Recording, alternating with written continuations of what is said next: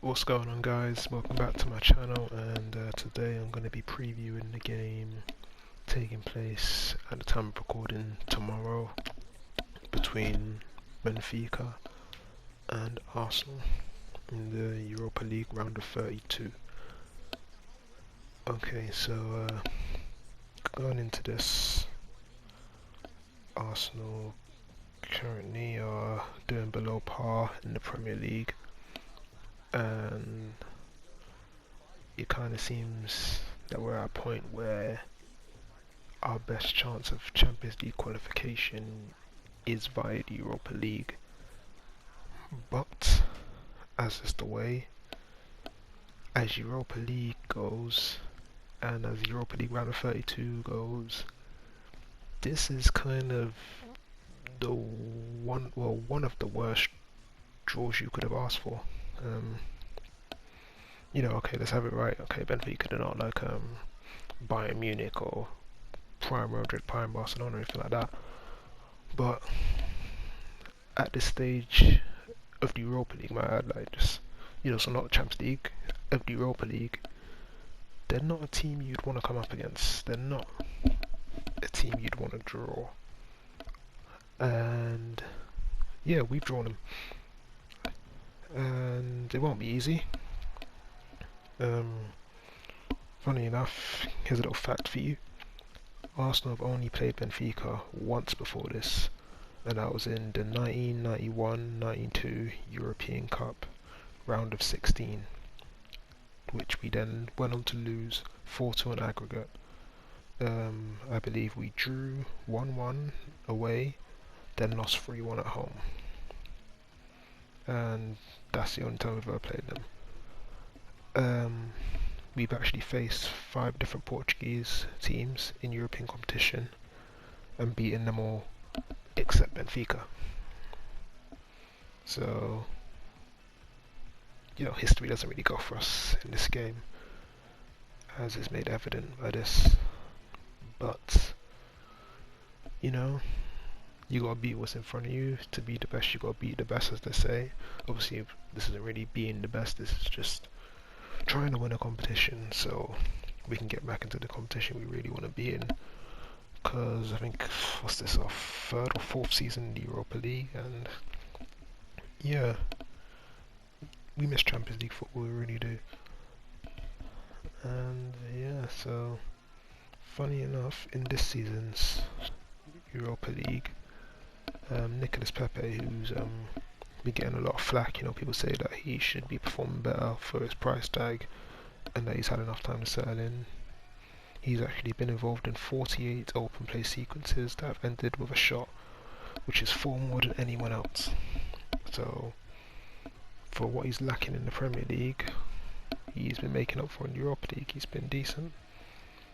However, Benfica's Pizzi, I hope I'm pronouncing that right, has been directly involved in more UEFA Europa League goals than any other player this season, and that's with 6 goals and 2 assists, so that's not bad at all.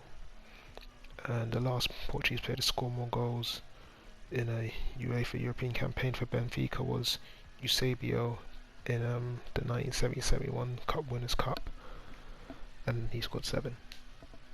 So they're coming into some form. And yeah, I think I watched one of their games a few weeks ago. I think it was them against Porto, and they didn't look great, but I guess in the Europa League they've been doing okay. I don't think they're actually even top of the Portuguese league, but I might be wrong about that. But yeah, as you can probably guess, I don't watch Portuguese league a lot. But if I was to watch it, it probably would be either Benfica or Porto I'd watch. Speaking of Porto, at the time of recording, a few hours ago, they just beat Juventus 2-1 in the Champions League. Yeah, that must be nice. But yeah, back to our competition. I'm going to present to you a mix of what I believe Mikel Arteta will use as the starting lineup, along with what I would go with. So in goal, this isn't what I'd go with, but this is what I believe Mikel Arteta will do. I have Matt Ryan, and then in right back, Hector Bellerin. I think that's pretty much a no-brainer. I don't think there's anyone else really that's gonna, play that position aside from him right now. And then centre back, I'm going with Holding, and alongside him, I'm going with Gabriel. I feel like he'll give David Luiz a rest for this game, but you never know. I think that's more what I'd go with than what you think. I think he'd probably go with David Luiz over Holding. And if I'm not wrong, did David Luiz used to play for Benfica? That might be very wrong, but I feel like that's correct. That at some point in the career he did play for Benfica. And in left back, because I still believe Kieran Tierney, although I've heard good news that apparently he's looking good in training, but it might be too soon for him, so I'm going with Cedric in left back. And sitting in front of the defence, I'm going with Granit Xhaka, a player that, hasn't had the best time of it. He's very hot and cold, and a lot of Arsenal fans want to see him sold. So, he really needs to step up if he is starting in this game. I want to see, one of his good performances. Because there's times where he can have a good performance and he really does control the game with like his passing range, that's his qualities. But then on the flip side of it, he's always prone to making a silly error, being caught out of position and being, he's not the most athletic, so his pace lets him down when he's been caught out of position. And then like when he's bad, it's really bad and it's horrible to watch. And got Thomas Partey, who I'm not sure why he's in there, so that's probably my mistake. I'm gonna take him out because I'm pretty sure he's still injured, I think. So apologies for that. So yeah, I'm gonna go with Dani Ceballos alongside Granit Xhaka. Just because I feel like a bit of rotation, because the games are coming thick and fast. I feel like he might take Smith Rowe out and bring in Dani Ceballos. And now on the right hand side, I'm going with Bukayo Saka.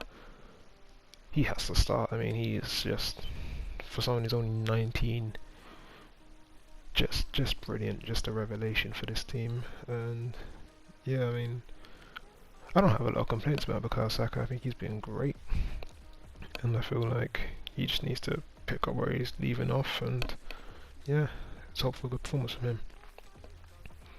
And then, on the other side, I'm going with this man, our talisman from last season.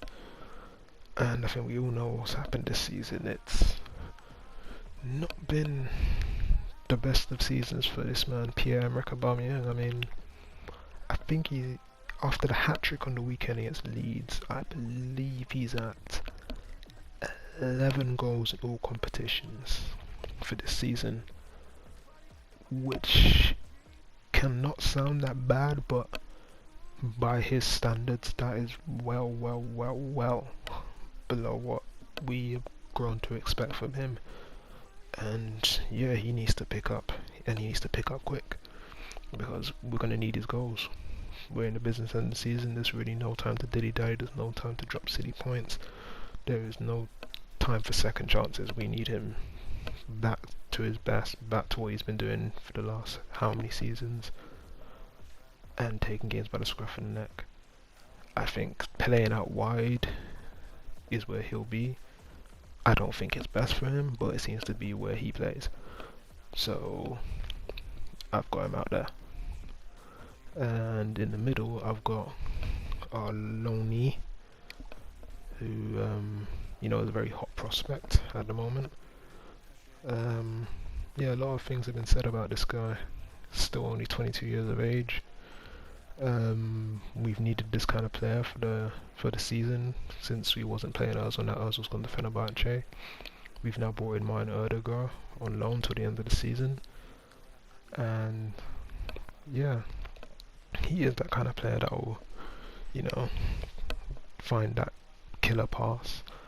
I think since we've signed him, I think there's been times where I've been watching Arsenal and I've seen him get the ball and pass forward, and I've nearly fainted, because I'm so used to the backwards. So it's a breath of fresh air. And this is a weird one. I don't know if Arteta would start Lacazette, but I feel like I just don't know who else you would start there. So for that reason and that reason only, I'm going with Alexandre Lacazette up front. And then again, a player who's another hot and cold player. Like sometimes he's brilliant, then he goes on what 6-7 games without scoring, which for a striker is not good. It's not good to be doing that regularly. And that's kind of been the story of his time at Arsenal. So yeah, hopefully he can have an impact on this game. So Company is very good at is holding up the ball and just giving us time to get out, which, you know, for someone who's not the biggest, you know, for someone who plays that kind of way, is quite kind of on the diminutive side. I think he's what, 5'9", and usually, you know, that kind of player you'd associate them being at least 6 foot, usually like, you know, 6'1", 6'2" and above.